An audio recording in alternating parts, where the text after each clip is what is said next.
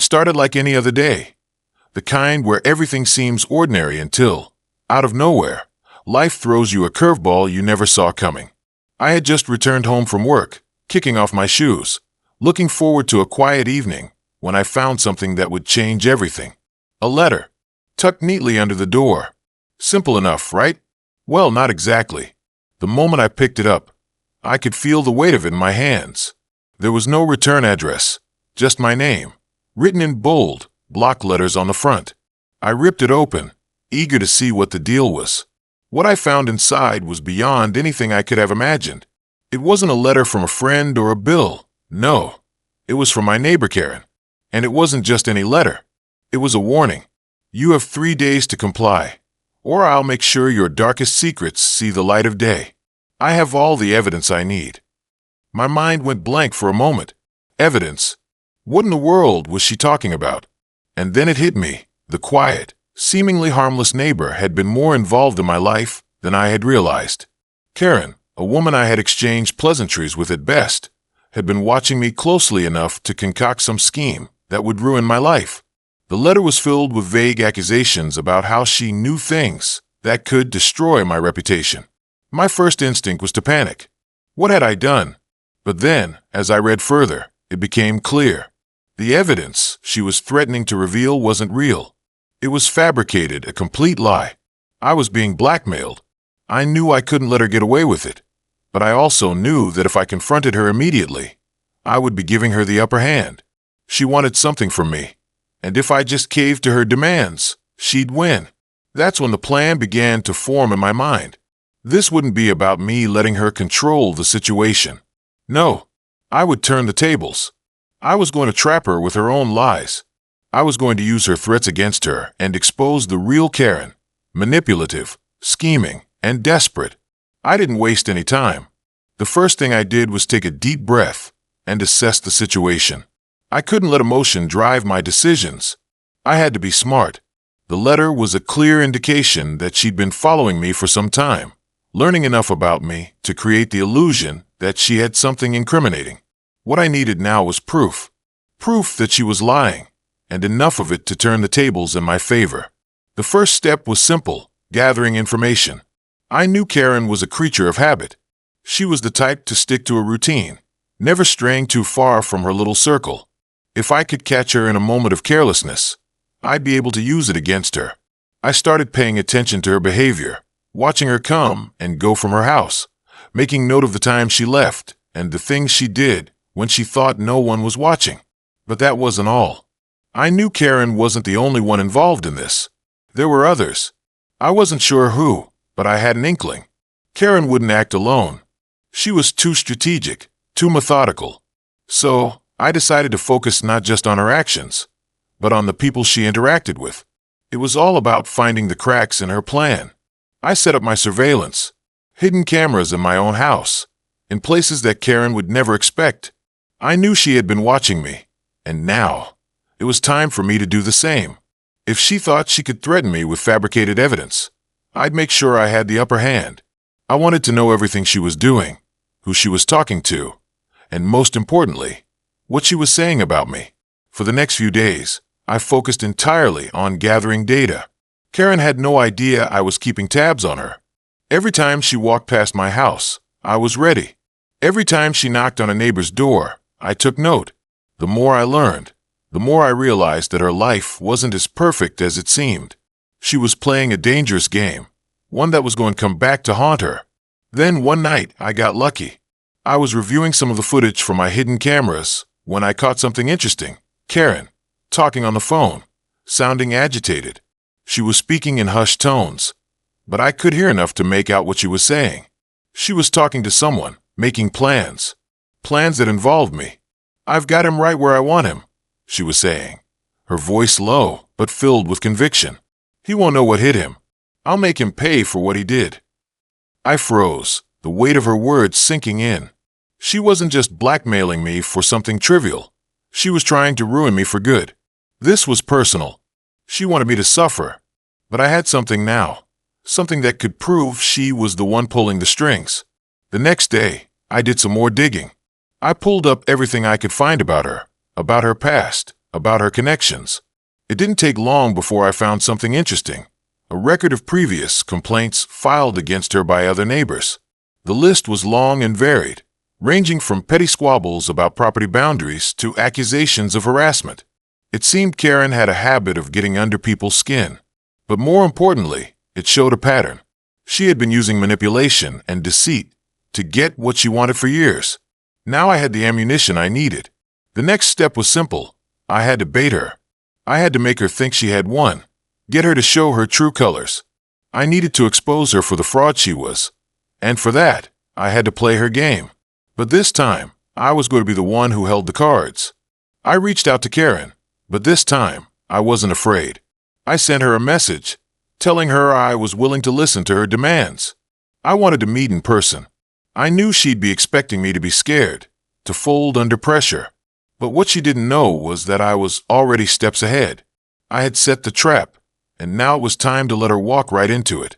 The meeting was set for the following afternoon. I arrived at the agreed location, an abandoned park near our neighborhood. It was quiet, secluded, the perfect place for a confrontation. I waited in the shadows, watching her approach. She walked with the same confidence she had when she had first threatened me, the same smug look on her face. When she saw me, she smiled, as though she had already won. "I knew you'd come around," she said, her voice dripping with satisfaction. "Now about the deal." But before she could continue, I held up my phone, showing her the footage I had gathered. The footage of her phone call, the evidence of her manipulation, the lies she had been telling for weeks. Her expression faltered, just for a moment, but it was enough. I had her. "You thought you could blackmail me," I said, my voice calm but filled with authority. "But the truth is, you're the one who's been caught. You've been manipulating and deceiving everyone around you, and now it's over." Karen's face went pale. She didn't know what to say. For the first time, she was the one on the defensive. "You're not the only one who can play dirty, Karen," I added. "Now you'll pay for your lies. This ends today." The moment Karen saw the footage on my phone, her expression shifted from smug confidence to pure panic. I could see the realization hit her like a wave. She hadn't been as clever as she thought. For the first time, she was the one on the defensive, caught in a trap of her own making. Her eyes darted around, trying to find an escape, but there was nowhere to go. I wasn't letting her off the hook this time. She tried to laugh it off, a nervous, forced chuckle that made it clear she was scrambling for a way out. "You think you can scare me with some video?" she said, her voice faltering. "You have no idea who you're dealing with." I stood there calm as I turned the phone around and showed her more footage, more incriminating evidence of her schemes. Each clip made her situation worse. There was footage of her meeting with people, exchanging money, making threats to other neighbors, and, of course, her phone calls plotting her next move. I could see her mentally calculating her next steps, but it was too late. She knew she was trapped. "I don't think you understand," I said slowly, watching her squirm. "You've been playing people for far too long, Karen. I'm done letting you manipulate me." Her eyes widened as she took a step back. "What do you want? What are you going to do with this?" she asked, her voice now more desperate than demanding. "I'm going to expose you for who you are. I'm not going to let you ruin any more lives," I replied, keeping my voice steady. "You won't be able to use your blackmail anymore. And if you think you can come after me again, I'll make sure everyone knows the truth about you." Her face flushed red with anger and humiliation, and for a moment, I thought she might try to attack me or do something reckless. But she didn't. Instead, she took a step back, her eyes narrowing with a dark, almost terrifying resolve. "This isn't over," she said, her voice low and threatening. "You have no idea what you're dealing with. People like me don't just get taken down." I almost felt sorry for her. She still didn't get it. She thought she was in control, that she could bully people and threaten them into submission, but not anymore.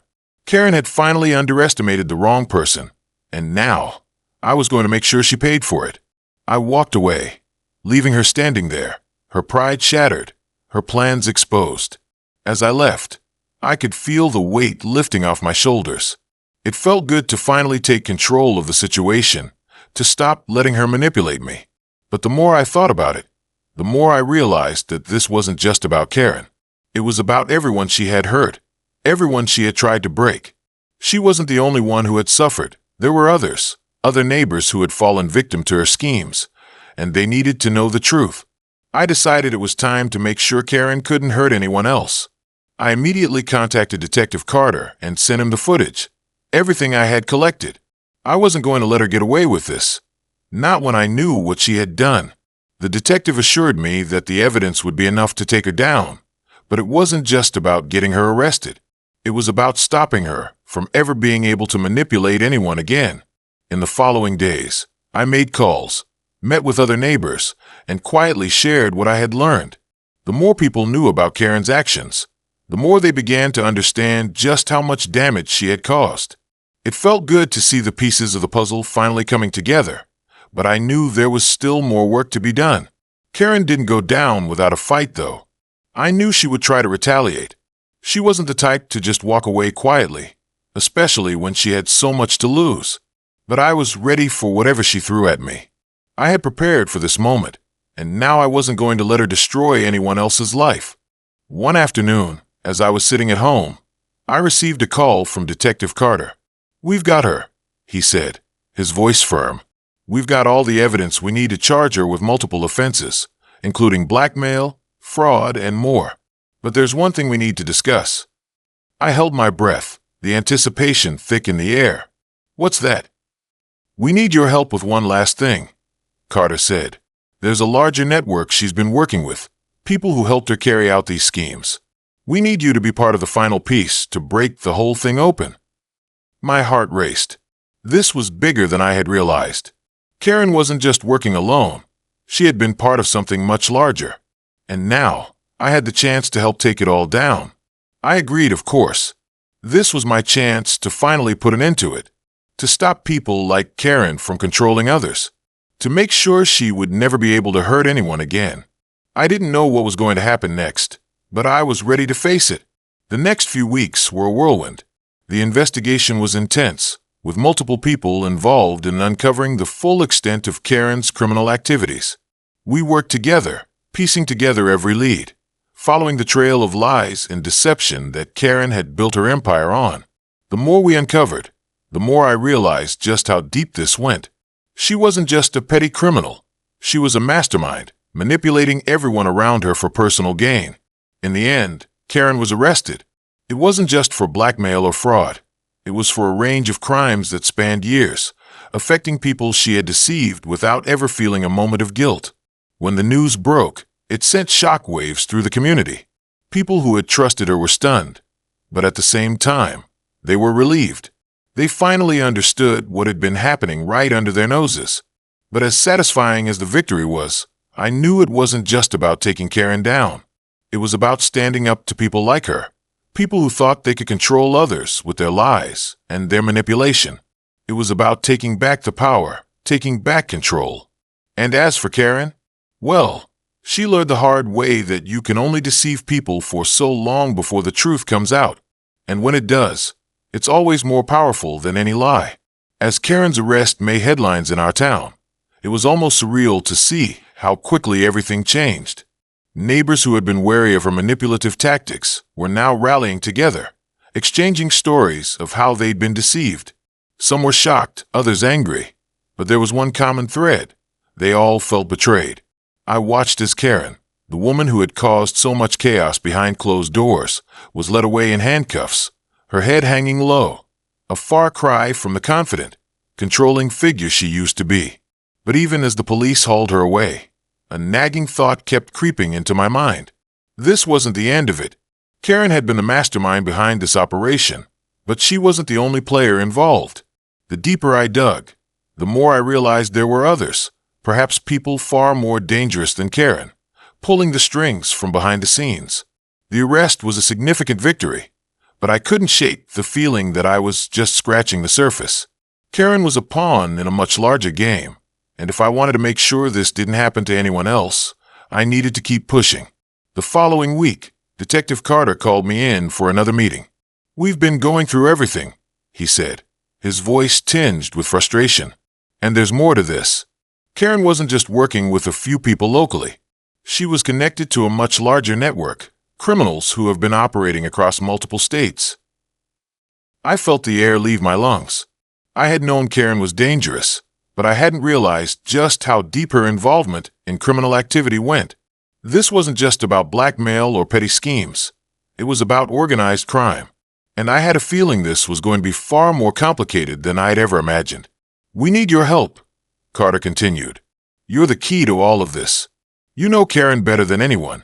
If you can help us find out who else is involved, we can take down the entire network." I hesitated for a moment. My involvement had already pushed me far beyond anything I had ever expected. I was just a regular person who had been caught in the crossfire. But the more I thought about it, the more I realized this wasn't just about me anymore. It was about stopping these people from hurting anyone else. It was about ensuring that Karen's manipulative network wouldn't continue to wreck lives. "I'll help," I said finally, my voice steady with resolve. "But we need to act fast. This has gone far beyond anything I imagined." Over the next few weeks, we worked tirelessly, sifting through the wreckage of Karen's operation, identifying clues, tracking down leads, and slowly peeling back the layers of deceit. It was exhausting, mentally and physically. Every time we thought we were getting close to someone, we found another dead end or a false lead that pushed us back. But we couldn't afford to stop, not when the stakes were this high. One evening, while reviewing the records we had gathered, I stumbled across something strange.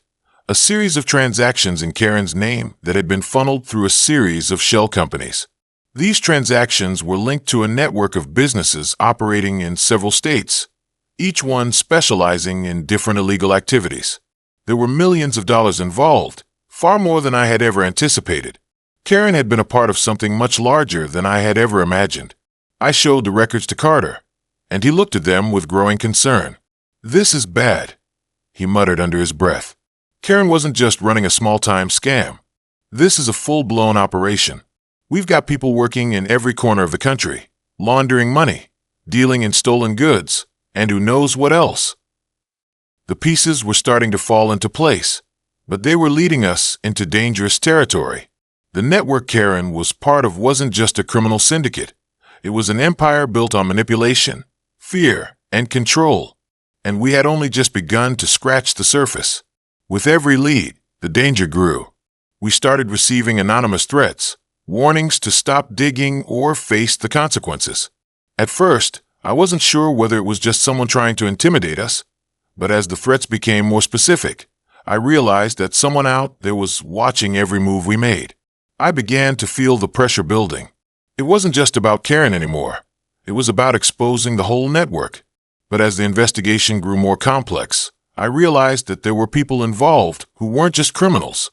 They were powerful people with resources and connections that made them untouchable. One night, as I was going through some of the evidence we had gathered, my phone rang. It was an unknown number, and something about it made my skin crawl. I answered, and a voice, muffled but unmistakably cold, came through the line. "You've made a mistake," the voice said. "Keep digging, and you'll regret it. We can make this all go away. Stop now, and you'll be fine." I froze, my heart racing in my chest. This wasn't just some random threat. These were people who knew exactly who I was and what I was doing. They were watching me, waiting for me to slip up. I could feel the walls closing in, and for the first time, I realized just how much danger I was in. The investigation had become more than just about Karen. It had become about protecting myself and the people I loved from a network of dangerous individuals who had no qualms about eliminating anyone who got in their way. But I wasn't backing down. I couldn't. If I stopped now, if I let fear dictate my actions, I would be giving them everything they wanted. I had to push forward, no matter the cost. Karen had already shown me what she was capable of. It was time for me to show them what I was capable of. The threats kept coming, each one more chilling than the last. It was as if the deeper I dug, the more I exposed, the more desperate these people became to stop me. But I refused to be intimidated. I couldn't back down now. Every time I received another message, it only fueled my determination to uncover the truth and take down this criminal network once and for all. The next few days were a blur of constant vigilance. I double-checked the security around my house, making sure there were no surprises waiting for me when I returned home. But even with the added precautions, I felt the weight of their eyes on me. I knew they were out there, watching my every move, waiting for me to make a mistake. I spent my nights poring over every piece of evidence I had gathered. The connections between Karen and the larger network became clearer. But the more I learned, the more I realized how far-reaching this criminal organization was. It wasn't just about stolen goods or money laundering anymore. It was a massive underground operation that spanned multiple states, with people in key positions of power pulling the strings behind the scenes. But even as I sifted through the mounting evidence, a question kept nagging at me. Who was really behind all of this? Who was the mastermind pulling Karen's strings? And more importantly, how far was I willing to go to bring them down? I had to keep going. I couldn't let this monstrous network continue operating in the shadows. But every step I took felt like I was inching closer to a point of no return. I couldn't stop now, not when I was so close to the truth. But I knew I had to tread carefully. If I made the wrong move, if I exposed myself or got too close to the wrong people, there would be consequences. Then, just as I was starting to piece everything together, I received a call that changed everything. It was Detective Carter. His voice sounded tight, worried even. "We need to meet," he said, his tone urgent. "I've got something you need to see, and you're not going to like it." The feeling in the pit of my stomach deepened. I met him the next day, and when I saw the look on his face, I knew something was wrong. "I found something," he said, sliding a folder across the table to me. "Something big, and it involves you." I opened the folder, my eyes scanning the documents inside. The first thing that caught my attention was a series of photos of me, taken at different times, in different places. My heart sank as I flipped through them. They were all taken from a distance, like someone had been watching me for days, maybe weeks. They were taken by someone who knew exactly where I was going, who I was meeting, and when. "They've been watching you," Carter said grimly. "Not just you, others too." Karen wasn't acting alone. These people, whoever they are, they've been monitoring everyone involved. You're not just a target in their eyes. You're part of something much bigger. I stared at the photos, my mind racing. It wasn't just Karen who had been pulling the strings. There was someone else behind all of this, someone who had been orchestrating everything from the start. And now, they were closing in on me. They knew everything. "What do we do now?" I asked, my voice barely above a whisper. "We need to move fast," Carter replied. "These people have been covering their tracks for years. But if we can figure out who's really in charge, we can bring this whole operation down. But it's dangerous. We've got to be careful." I nodded, knowing he was right. This was no longer just about Karen or her petty schemes. This was about exposing a network that had been running right under our noses, operating in the dark, hidden in plain sight. Over the next few days, I worked closely with Carter, piecing together what little information we had left. We managed to track down a few more connections, but every lead seemed a dead end just as quickly as it appeared. Whoever was behind this operation had covered their tracks well, but I was determined to find out who was truly in charge, and I wasn't going to let fear or uncertainty stop me. Then, one afternoon, I received another anonymous message. It was short and simple, but the message it carried was clear. "You're getting too close. Stop or face the consequences." I sat there staring at the message, a cold wave of realization washing over me. They weren't just threatening me anymore. They were telling me to back off, to stop digging into the heart of their operation. But I wasn't going to stop. Not now. I had come too far. The deeper I dug, the more I realized how deeply this network was embedded in the community. They weren't just criminals. They were power players, people with influence in every corner of the country. They had connections in law enforcement, in business, in politics. No one was safe from their reach, and that made them even more dangerous. But the more I uncovered, the clearer it became. Karen had been a pawn, just like everyone else. She thought she was in control, but she was just another cog in the machine. And now, the real players were starting to take notice. I couldn't help but wonder who the true mastermind was. Who was the person pulling the strings behind the curtain? Whoever they weren't going to stop until they had everything they wanted. But I wasn't going to let them get away with it. Not after everything I had learned. I had a chance to take them down, and I wasn't going to let it slip away. I was in too deep now. There was no turning back. Every move I made felt like I was walking on a razor's edge. The deeper I dug into this tangled web, the more I realized how far-reaching and dangerous the people behind Karen really were. They were untouchable, operating in the shadows, manipulating events and people without ever leaving a trace. But now, for the first time, I had a sliver of the truth, and there was no way I was going to let it slip through my fingers. Detective Carter and I had been working around the clock, trying to piece together the puzzle. The connections were there, but they were buried under layers of deceit. Each lead I followed seemed to lead to another dead end, and it was starting to feel like I was chasing ghosts. But I wasn't about to give up now. I couldn't. Not after everything I had seen, everything I had uncovered. One evening, as I sat in my living room going through more documents, a thought struck me. I had been so focused on Karen, on the network she had built, that I hadn't considered something crucial. Who else had been involved? I needed to think bigger. This wasn't just about blackmail or fraud. This was a multifaceted operation, and there were other players I hadn't even thought to look at yet. I decided to dig into the businesses Karen had been involved with. There was one name that kept popping up, an individual who seemed to be a key figure in all of Karen's dealings. His name was Victor Collins, and every time I followed the trail, it led me back to him. He had connections in high places, a reputation for getting things done quietly and efficiently. But the more I researched him, the more I realized how little anyone really knew about him. He was a ghost, operating just beneath the surface, using people like Karen as pawns in his game. I reached out to Detective Carter with the information I had uncovered. "Victor Collins," I said, my voice tight with urgency. "He's the one we need to focus on. I think he's the real mastermind behind all of this. If we can figure out what he's been doing, we can take down the entire operation." Carter listened carefully, his face growing serious. "I know the name," he said slowly, "but I don't have much on him. He's been careful, too careful. He doesn't leave a paper trail, and anyone who gets close to him seems to disappear." I could hear the frustration in his voice. We were both up against a wall, and it felt like every time we thought we had a breakthrough, we were pushed back even further. But I wasn't about to let that stop me. Victor Collins was the key to everything, and I was determined to find a way to bring him into the light.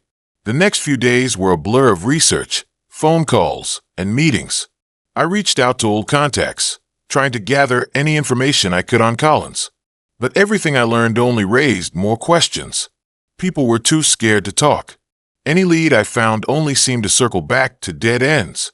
I needed something concrete, something that could finally put the pieces together. And then it came. I was going through old police reports when I found a mention of Collins in connection with a series of unsolved robberies in a neighboring town. The dates matched up with some of the transactions I had uncovered, and the connections between him and Karen's network started to become clearer. It was a breakthrough, but it was still just a small piece of a much larger puzzle. I couldn't afford to waste any time. If Collins was the mastermind behind all of this, he would be hard to catch. But I had a plan. I would use the information I had on him, his known associates, his financial dealings, the robberies, and I would set a trap. I wasn't sure how it would play out, but I knew it was the only way to get him to slip up. I spent the next few days preparing. I contacted Carter and told him about my plan, and although he was hesitant, he agreed to back me up.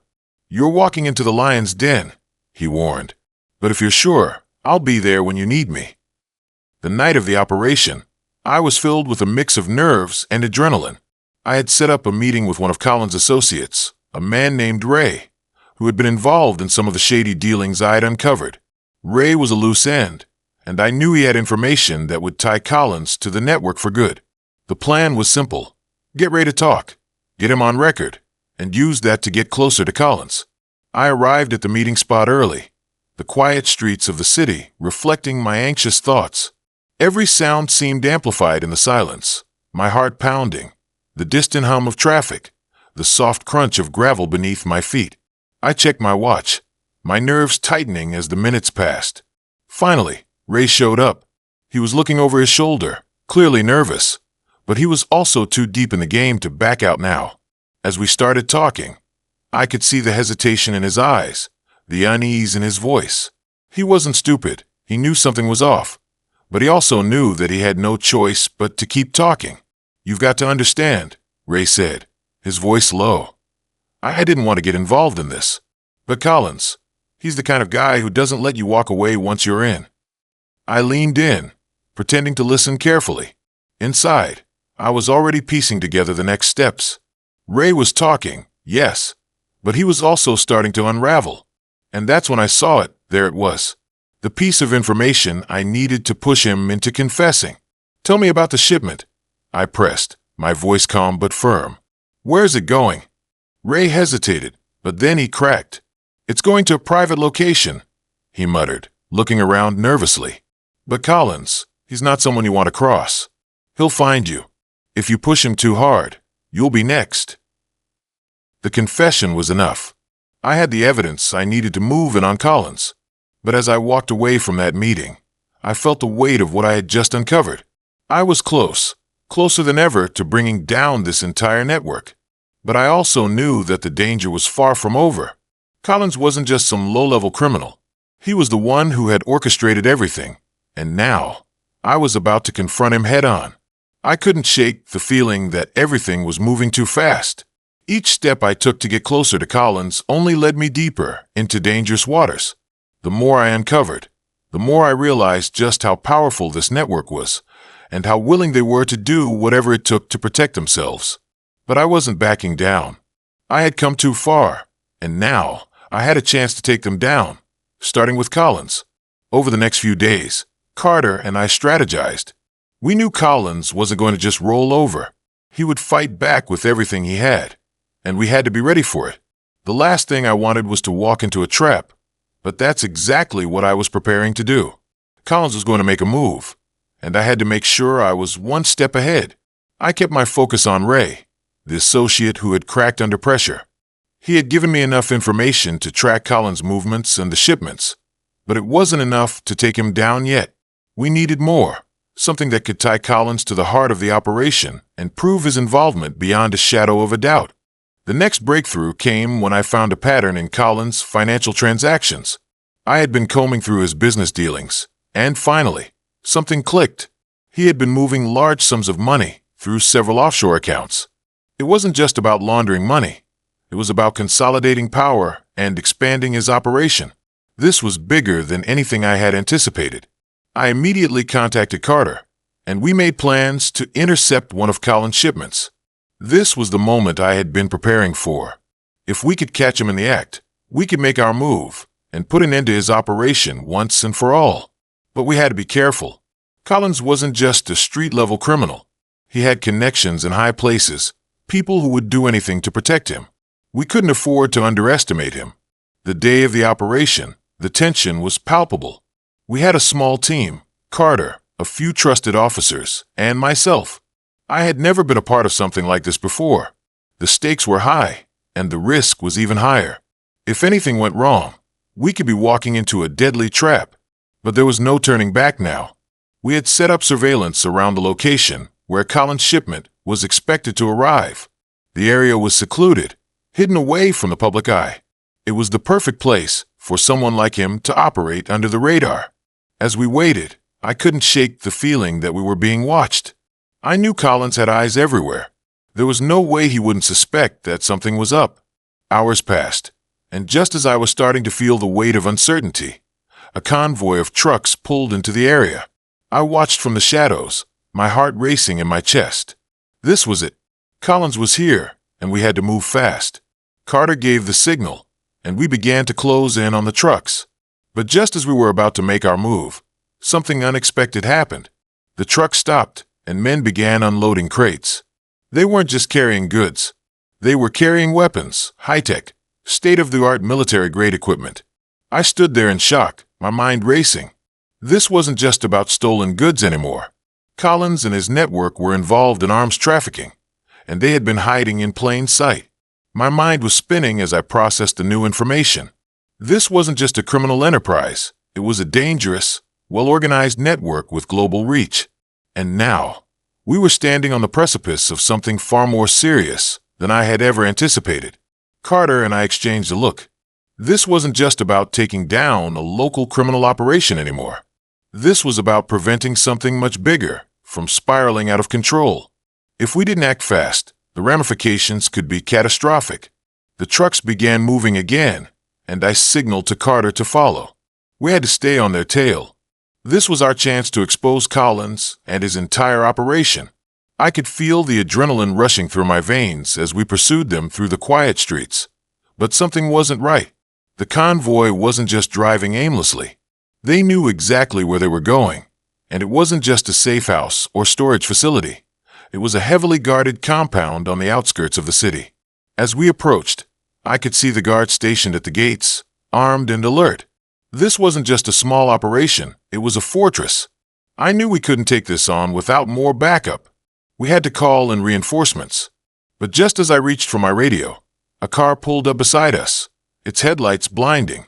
I spun around, startled, only to see one of Collins' men in the driver's seat. Before I could react, the man's voice came through the open window, calm and casual, as if he already knew what we were planning. "You're getting too close," he said with a smirk. "You've been warned. Now it's time to back off." I froze, my mind racing. It was a threat, plain and simple. But it was more than just a warning. Collins knew we were coming, and he was ready for us. The fact that one of his men was here, so close to our position, meant that our cover had been blown. We had to act fast, or we'd lose our chance to bring him down once and for all. Carter looked at me, his jaw clenched, and without hesitation, he grabbed his radio and called for backup. "We need a perimeter set up now," he said, his voice steady. "Collins knows we're here. This isn't just a bust anymore, it's a full-scale operation." The car sped off before we could make a move, and just like that, the clock was ticking. We had no choice but to move in now. The next few minutes would determine everything. If we hesitated, Collins and his operation would slip away, and I wasn't about to let that happen. The urgency in the air was palpable as Carter and I moved swiftly, the weight of the moment pressing down on me. I couldn't shake the feeling that we were walking into something much bigger than we had anticipated. The convoy, the heavily guarded compound, it was all too well organized to be a simple criminal operation. Whoever was behind it had power, influence, and a level of control that went far beyond anything I could have imagined. "Do you think we've been compromised?" I asked Carter as we crouched low behind a wall, trying to assess the situation. He didn't answer immediately, his eyes scanning the area. And then he turned to me, his face serious. "Doesn't matter now. We can't pull back. We move forward, no matter what," he said. "But we need to be smart. One wrong move, and we're going to have a full-scale firefight on our hands. This place is too well guarded. We need to call in more help, but quietly." I nodded, understanding the gravity of the situation. The compound in front of us wasn't just a hideout, it was a fortress. Armed guards, cameras, and reinforced fences surrounded the property. There was no way we could just walk in and expect to catch Collins red-handed. We had to be strategic, careful. The operation was too big, and the stakes were too high. I pulled out my phone, contacting our backup units in a coded message to avoid detection. As I hit send, the realization set in. We were dangerously close to bringing down one of the largest criminal syndicates I had ever encountered. But there was no turning back now. The radio crackled to life, confirming that reinforcements were on their way. Relief washed over me for a brief moment, but it was quickly replaced by tension. Time was not on our side. The compound, with its armed guards and watchful eyes, was a ticking clock. We had to move fast before Collins and his network realized we were there. Carter motioned for me to follow him as he made his way toward the edge of the compound, staying out of sight. We crept along the perimeter, trying to find a weak point in the security. After what felt like hours of carefully maneuvering through the shadows, we finally found an entrance, a small, unguarded maintenance gate that led to the back of the compound. "We're in," Carter whispered. "This is our chance. Let's go." We slid through the gate, careful not to make a sound. The compound's interior was eerily quiet, with only the distant hum of generators and the occasional rustling of guards walking past. We had to be quick. The longer we stayed inside, the more likely it was that Collins' men would catch on to our presence. As we moved deeper into the compound, I could feel the adrenaline kicking in. Every corner we turned, every door we opened, felt like it could be our last. But we pressed on, determined to find something, anything, that could expose the full extent of Colin's operation. Finally, after what seemed like an eternity, we reached a large, locked door at the back of the compound. It was secured with a heavy-duty padlock, and through the small window in the door, I could see rows of crates stacked high. My heart raced. This was it. This was the heart of the operation, the place where Collins was storing his contraband. But just as I reached for the door handle, I heard a noise behind me. Footsteps, heavy and deliberate. Someone was coming. Carter's eyes widened. Move. Now. We sprinted down a narrow hallway, our footsteps echoing in the silence. We had no time to think, no time to plan. I grabbed Carter's arm, pulling him toward a storage closet I had spotted earlier. We barely managed to slip inside, just as the footsteps grew louder. We held our breath, hiding in the dark, listening as the guard passed by, oblivious to our presence. My heart was pounding in my chest, the silence around us deafening. I could feel the sweat building on my forehead, but we couldn't afford to make a sound. Minutes passed like hours, and finally, the footsteps faded away. We waited a few more seconds, just to be sure. When we were certain the coast was clear, we slowly crept back toward the door. This time, we weren't waiting. We had to get in. With a little more force, I managed to pry the padlock off the door. It was heavy, but the adrenaline kept me going. Finally, the door creaked open, revealing the room beyond. What I saw made my blood run cold. Inside the room were dozens of crates, all filled with items I recognized: electronics, jewelry, rare antiques, and even weapons. But it wasn't just the goods that shocked me. It was the papers scattered across the floor. Business transactions, names, addresses, documents that tied Collins to an international smuggling ring, not just with stolen goods, but with arms and drugs. The scope of the operation was far worse than I had ever imagined.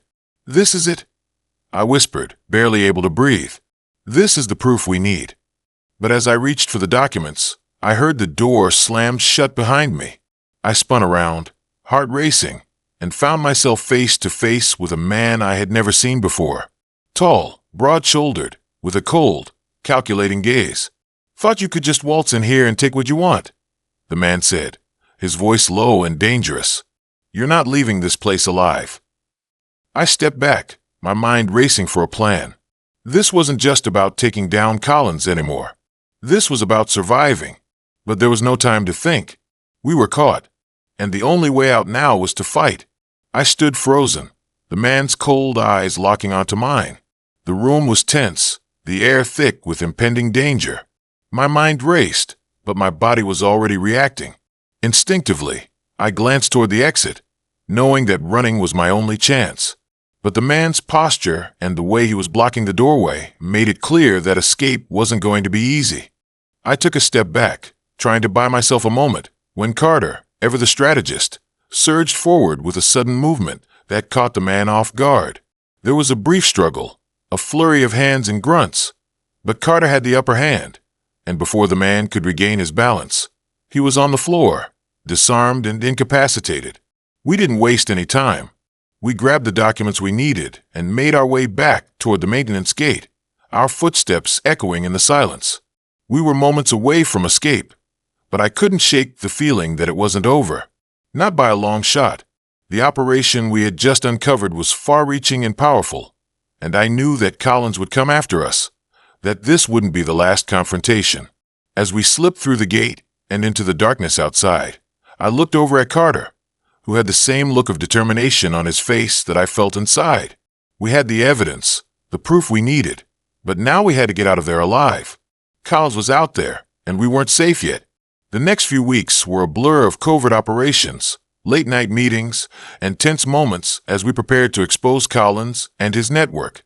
The documents we had found were invaluable, detailed records that linked him to a series of criminal activities, but we knew that bringing him down would require more than just paperwork. It would take every ounce of effort, strategy, and patience we had. But we were in this together, and we had come too far to back down now. In the end, Collins was caught. His empire of lies, manipulation, and crime unraveled under the weight of the evidence we had gathered. The operation was dismantled, piece by piece, and the people who had been working under his control were freed from his grip. It wasn't an easy victory, and it came with sacrifices. But in the end, justice was served. Karen, the woman who had tried to blackmail me, was taken down alongside Collins, and her role in the larger network was exposed for all to see. It wasn't just about me anymore. It was about stopping the cycle of fear and manipulation that had controlled so many lives. And as for me, well, I walked away from it all with the knowledge that sometimes the best way to defeat a villain is to use their own lies against them. It took everything I had, but I did it. I stopped Karen, I stopped Collins, and I made sure no one else would fall victim to their schemes. But in the back of my mind, I knew the fight wasn't truly over. There were always more battles to be fought, more shadows to uncover. But for now, I could rest easy knowing that I had taken down the biggest threat I'd ever faced. If you've enjoyed this wild ride of twists, turns, and unexpected confrontations, make sure to hit that like button and subscribe to the channel. You don't want to miss what comes next. Trust me, there's always something even crazier around the corner. Drop a comment below if you've ever had to outsmart someone trying to manipulate you. Let's hear your stories. Thanks for watching, and stay tuned for more.